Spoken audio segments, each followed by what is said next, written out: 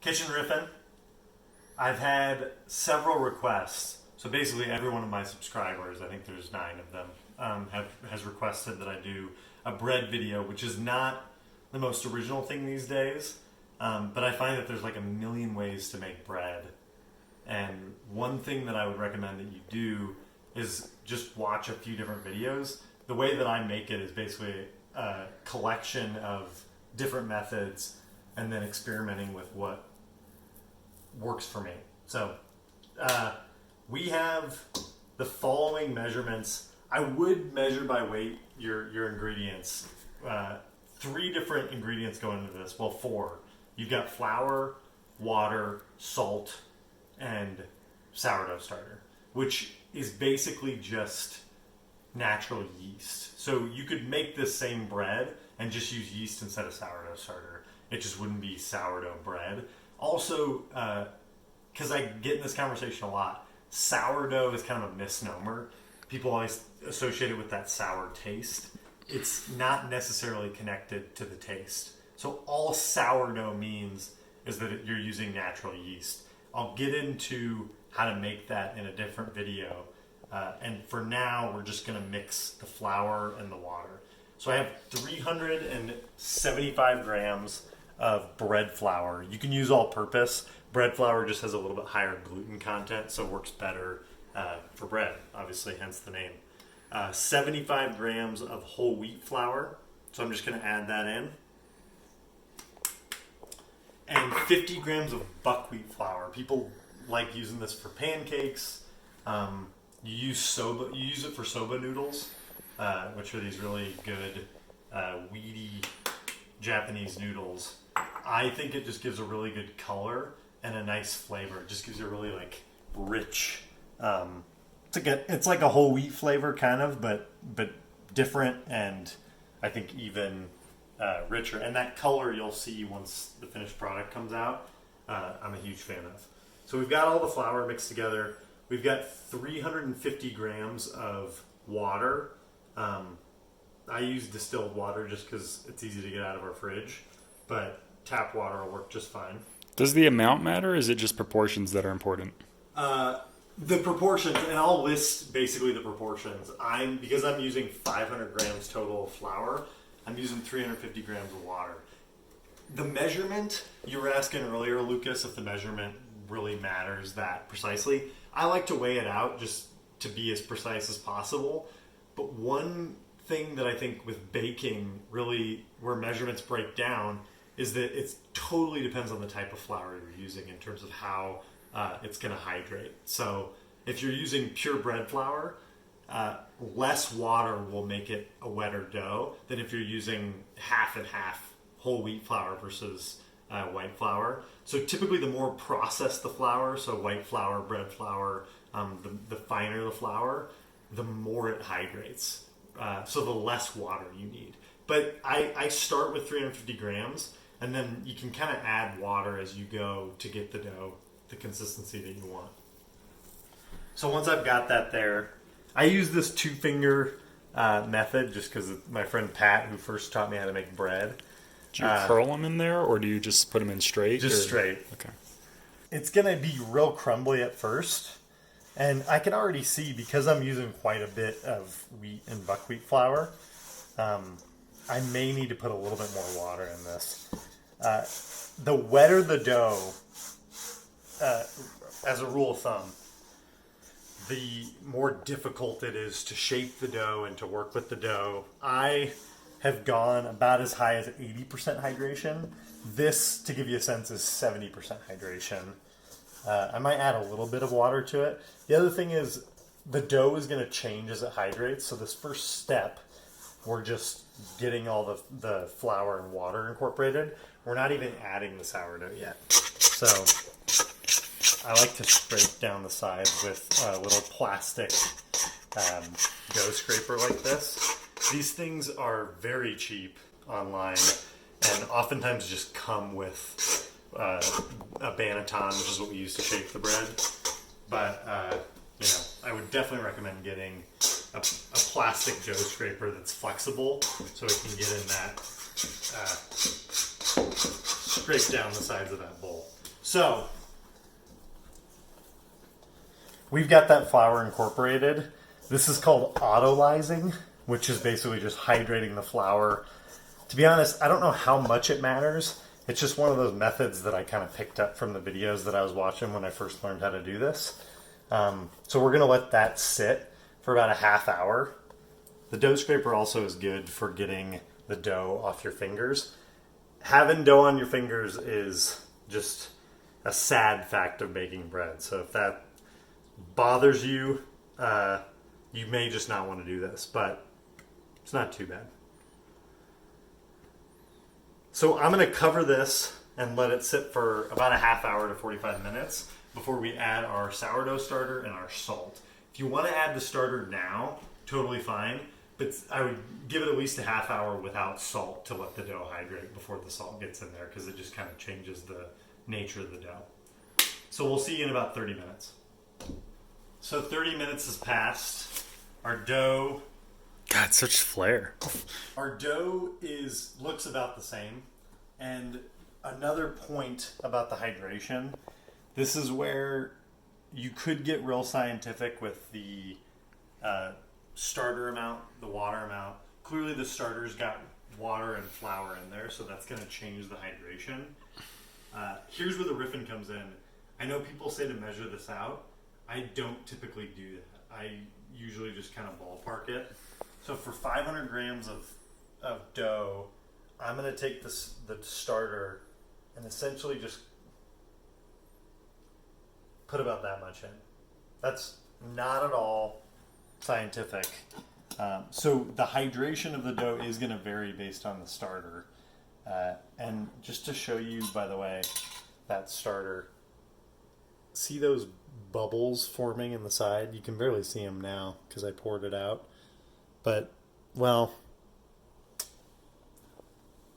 like I said, we'll do another video on just the starter. Don't worry about that for now. So I'm adding the starter, adding 10 grams of salt. Again, I'll include all these measurements in the description below. And then I'm basically just going to fold this starter into the dough. So pick up the dough here and just fold. And that process is what we're going to be doing the entire rest of the kneading process. So just scoop that starter off the sides and keep folding it. And essentially, until it's thoroughly mixed in there, it's going to look less like kneading and more just like mixing. There's a few different ways to knead this, but the one that seems to be the most popular, and it's the one that I use, is I think they call it the slap and fold method.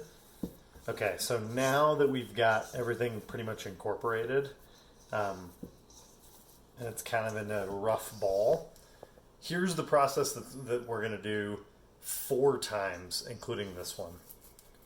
Pull that dough, kind of stretch it, and then bring it down. Take the next corner, bring it down. And just keep going around. Yeah, it looks like a mess right now, but it will come together into a ball.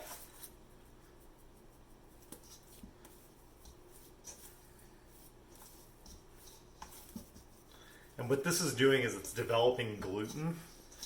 You just need to kind of pull it. That's what kneading bread is all about. And the reason we do a slap and fold rather than your typical kneading motion like that, supposedly, is to keep air in the starter and to keep it fluffy. But to be honest with you, I don't think that's really practical, because every time I'm doing something with this, I'm knocking some air out of it.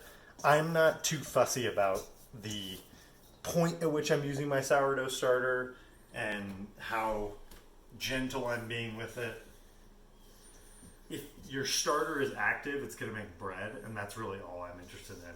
So I'm not here to teach you how to make the perfect loaf. I'm teaching you how to make a perfectly acceptable loaf.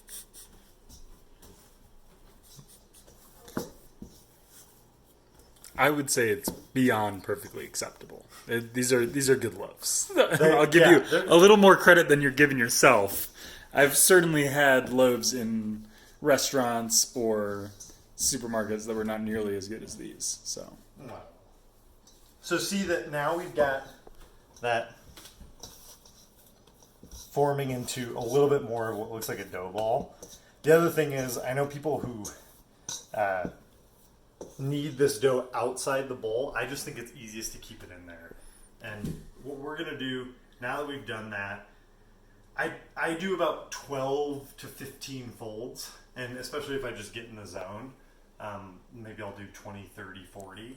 The more you need this, the more the gluten's going to develop. And what's important is to let it rest in between that. So we just did our first fold.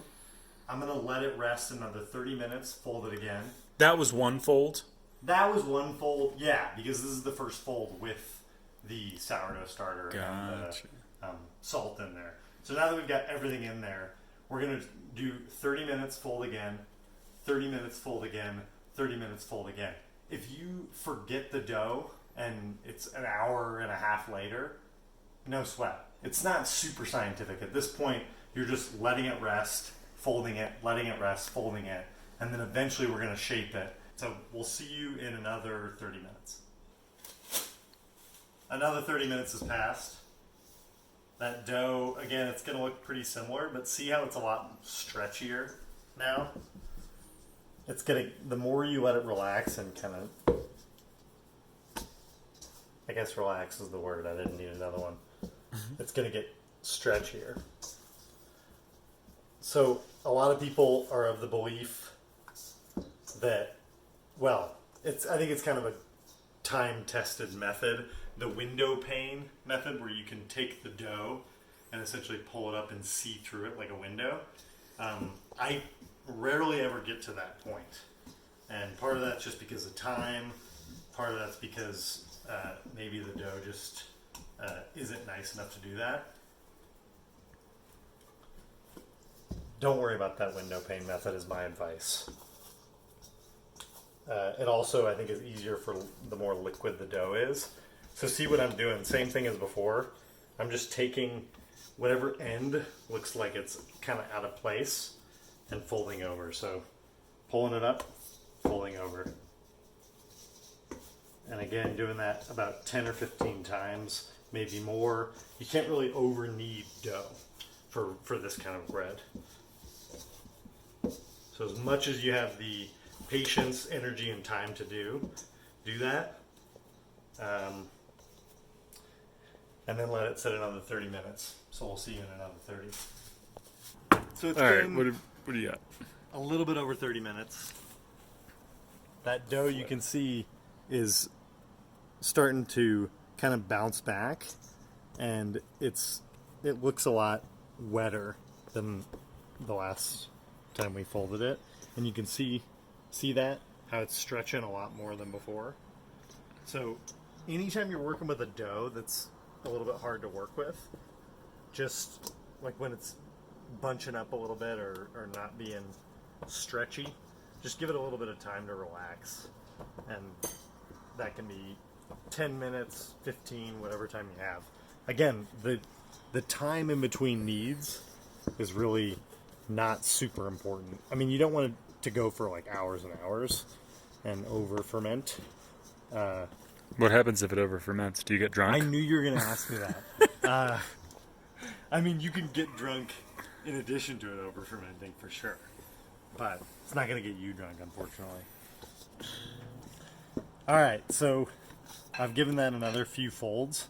This is our last fold before we wait another 30 minutes, and then on that final fold round, we're going to shape it and get it ready for fermentation in the refrigerator. Sounds good. Our final slap and fold.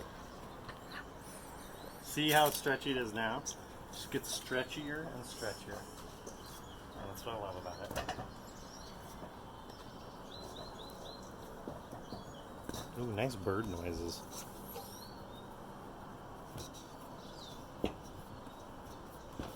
So I give it one more stretch and fold before we shape this bad boy.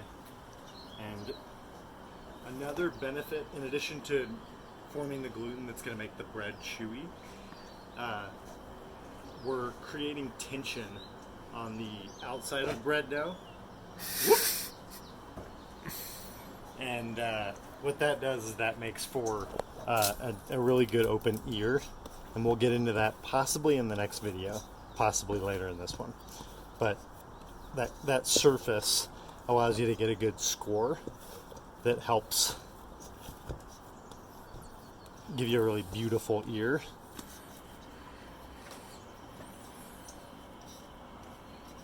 All right, so I've given that one final slap and fold round.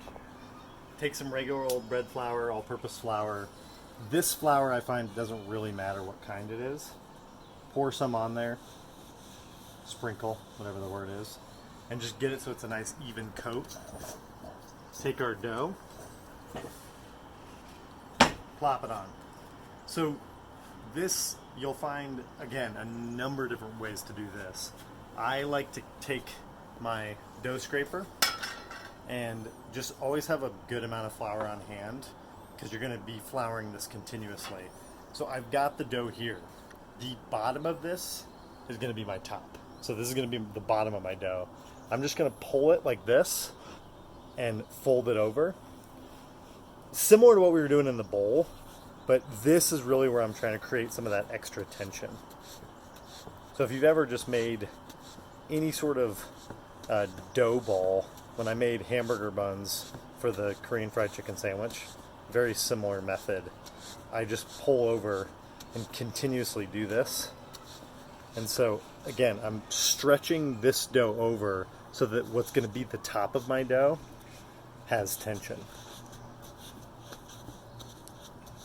If you don't get a ton of tension, not a big deal. Again, this is going to make bread regardless of how expertly you do this.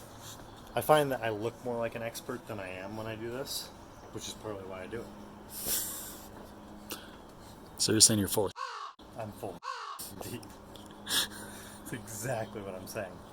So, So if that's still sticking to the bottom, you can pull it up, sprinkle some more flour on there. Mine is actually the dough is dry enough that it's not really sticking, so I don't really need to do much with it. Now what I'm going to do, put a little bit more flour on there and turn it upside down. So now we've got the top facing it, and then we're going to do something similar, but just the opposite way. So I like having a little bit of flour around the outside, around the outside, around the outside. I'm stealing that from Chef John through Eminem. So no, it is Eminem. Yeah, I think he came up with that. So now I'm just scooting it with the bottom of my left palm. With my right palm, I'm doing that. So I'm getting some of that flour under, and again, building tension. So I'm almost, every now and then I'll cut off a little bit of dough. Not a big deal. As long But as you're not trying to cut off. not trying to cut off dough. But it just happens and that's fine. It just happens every now and then. And you'll see, the other thing, it doesn't really matter if this is a perfect circle because our banneton here is going to help shape it. So don't worry about perfection. Just never worry about perfection. That makes things easier.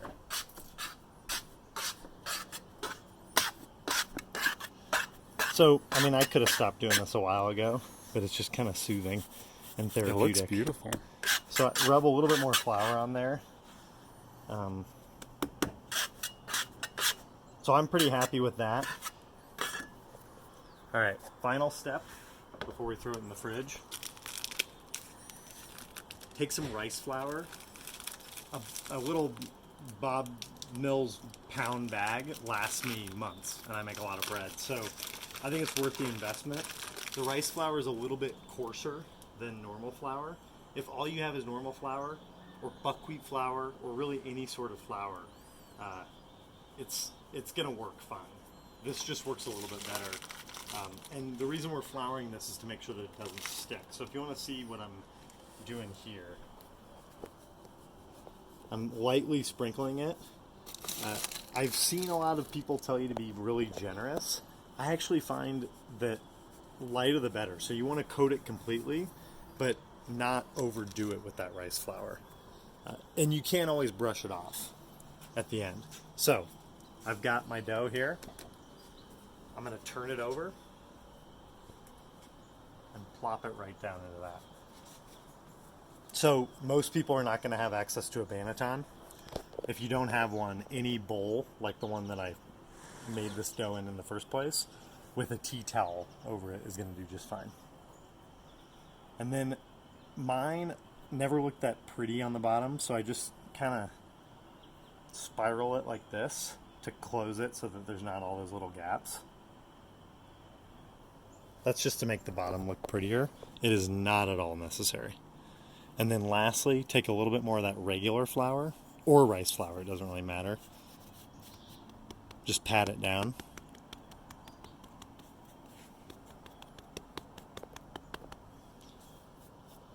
And then finally, a little bit more rice flour. Where you really want to get it generously is on the side here, because that's where it's going to stick. This dough is pretty dry. You can see it's not oozing into the banneton. So it's going to be fine, but I just like doing one extra sprinkle. So that's our dough shaping. It's pretty much done. Just take this or take a piece of saran wrap. You don't even really need a cover, but if you have something to cover it, bannetons are pretty cheap and they come with a little linen to go on top. So your top is at the bottom of the banneton now? The top of your bread? The top, what will be the top of the bread is at the bottom of the banneton. Okay. Exactly. And so we've got our bread ready. We're going to pop this into the fridge overnight. You can let this sit overnight for anywhere between 8 and 72 hours, I'd say. Even longer sometimes. 72 hours? Yeah, I think the longest I've ever had it in there is like 3 days. And it still made a good loaf? Still made a great loaf. And I'm told that the flavor develops more, so it'll become more sour the longer that you leave it in the fridge. The other thing is, if you want to bake this sooner, you can let it sit outside the fridge for anywhere between 3 and 5 hours, and I'll show you kind of how to test that the dough is ready. So into the fridge this goes.